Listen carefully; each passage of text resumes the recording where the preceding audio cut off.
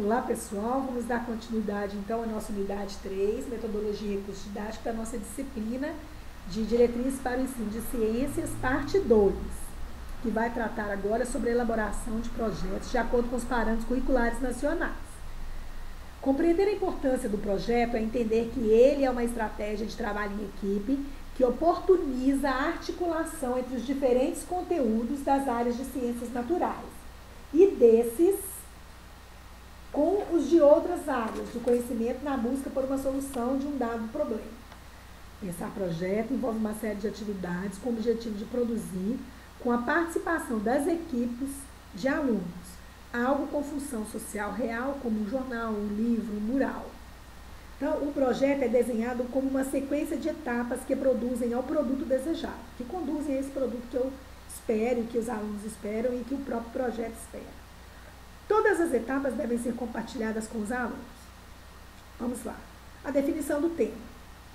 A escolha do problema principal que será alvo de investigação.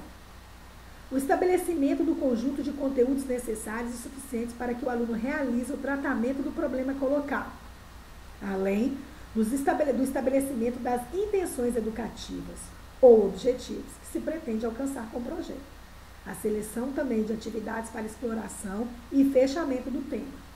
Há uma previsão de modos de avaliação dos trabalhos dos alunos do próprio projeto, né? É interessante que se tenha uma avaliação aí ao final, ok? Seleção de textos de imagens adequadas aos alunos dos diferentes níveis das séries iniciais. O uso de imagens constitui parte fundamental das práticas de ensino. As imagens desempenham importante papel pedagógico no processo de ensino-aprendizagem. Segundo Martins, 2004, citado por Pereira e Tchau, 2009, questionar a centralidade atribuída à linguagem, entre aspas aí, entenda aqui como linguagem verbal, ok? Fecha aspas. Como recurso para a construção de significações nas salas de aula de ciências, é algo que se faz necessário e urgente no contexto atual. Então, um contexto de reconhecimento do caráter híbrido e semiótico do texto científico e das mudanças nas possibilidades comunicativas da sociedade globalizada que acabam por ter um impacto na educação. De acordo com Pereira et al., 2009, os professores podem utilizar os procedimentos sugeridos para a escolha de textos verbais ou visuais de melhor qualidade, possibilitando a elaboração de complementos adequados. Que complementos são esses? Vamos lá. Vamos citar aí alguns complementos para poder acrescentar o contexto geral. Vamos colocar uns 4 complementos. Primeiro, a escolha da fonte. Aí nós temos que atentar para a confiabilidade dessa fonte, para a acessibilidade dessa publicação, para a qualidade gráfica do texto. O segundo, análise e adequação do texto. Nós temos que ficar atentos em relação a quanto à faixa etária dos alunos, quanto ao interesse deles, quanto ao conhecimento prévio de cada um, quanto ao contexto desses alunos, quanto ao objetivo da aula, ok? Terceiro, análise de texto impresso. Nós temos que verificar aí o tipo de imagem presente, temos que identificar o processo representado da imagem, analisar o texto verbal presente, analisar também a relação entre o texto verbal e o visual, avaliar a necessidade ou possibilidade de complementação do texto. E num quarto, análise sobre os aspectos de conteúdo, a relevância para o objetivo, a adequação conceitual, visual e verbal, as possibilidades de elaboração de atividades que orientem a leitura do aluno, certo?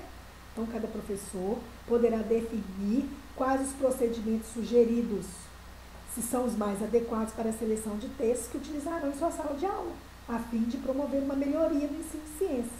Então, esses 4 citados, o professor pode escolher 1, 2, 3, ou também esses 4. Fica a critério do professor. Tá? Leitura de textos informativos. O professor deve estar constantemente incentivando a leitura de textos infanto-juvenis sobre os assuntos relacionados às ciências naturais, mesmo que não sejam sobre os temas tratados diretamente em sala de aula. É uma prática que amplia os conhecimentos dos alunos, tendo consequências a sua aprendizagem. A leitura, a gente tem um ditado aí que a leitura alimenta a alma, e isso é muito bom, né? É importante que o professor ele invista na aprendizagem da leitura e escrita dos textos informativos, como enciclopédias, livros paradidáticos, artigos de jornais e revistas, folhetos de campanha de saúde, de museus, textos da mídia, informatizada, e dentre outros, né?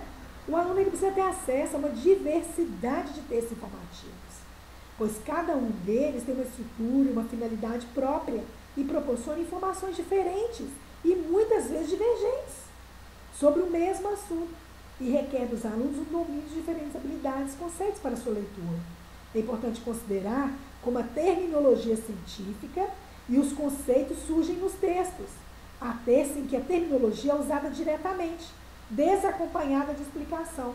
Nesse caso, o leitor deve conhecer os conceitos relativos aos termos empregados. Tá? Desculpa, deixa eu acrescentar mais um pouquinho desses termos empregados, para não ter assim, margem de dúvida, que eu acho que vale a pena fazer mais uma ressalva aí, que a respeito desses termos, que a relação do texto verbal e visual, ele tem muito a ver com a empregação, com o emprego desses termos visuais aí. Muitas vezes pode dar dupla interpretação, e a gente tem que tomar muito cuidado em relação a todo esse contexto, tá? Experimentação do ensino de ciências. Trabalha-se com os alunos pequeninos a partir de demonstrações como nos experimentos que envolvem o uso de materiais perigosos, como ácido, formol, fogo, ou quando não há materiais suficientes para todos. A experimentação é realizada pelos alunos quando discutem ideias e manipulam materiais. Oferece um protocolo definido ou guia de experimento. Os desafios estão em interpretar o protocolo, organizar, manipular os materiais, observar os resultados e checá-los com os esperados. Esse desafio ele pode ampliar quando se solicita aos alunos que construam um experimento. Nesse caso, a atuação do professor se torna maior, pois deverá definir o problema, conversar com a classe sobre materiais necessários e como atuar para testar as suposições levantadas, os modos de coletar e relacionar os resultados. Ok? O experimento é trabalhado com os alunos maiores, requer uma atividade em que o professor, acompanhando um protocolo ou guia de experimento, procede à demonstração do fenômeno. Exemplo: demonstrar que a mistura de vinagre e bicarbonato de sódio produz uma reação química verificada pelo surgimento de gás. O experimento se torna mais importante quanto mais os alunos participam da confecção e execução. Isso é fato, né? Neste caso aí, considera-se que o professor realiza uma demonstração para a sua classe. E a participação dos alunos reside em observar e acompanhar os resultados. Essa participação pode ser ampliada quando o professor solicita que os alunos apresentem expectativas de resultados e expliquem os resultados obtidos e comparados com o esperado. Então, antes do experimento, pode fazer um levantamento aí do que se espera, do que eles acham que vai acontecer. Faz toda uma indagação, aí fica bastante interessante.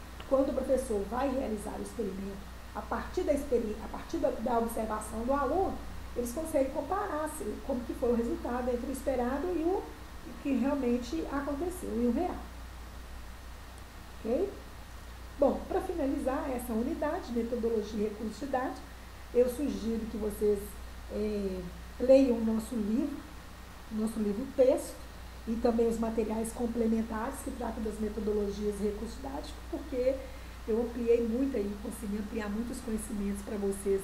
Agora depende de vocês darem uma lida, né, interpretar e aplicar, tá? Porque o ensino de ciências, ele deve trocar a memorização pela indagação, evoluindo de uma atividade individual para a construção coletiva, de uma centralidade do método para múltiplas formas de criatividade.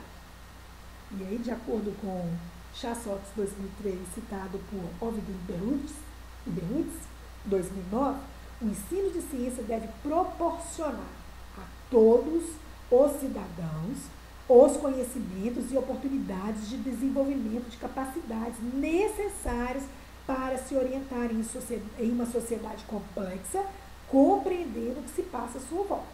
Ok?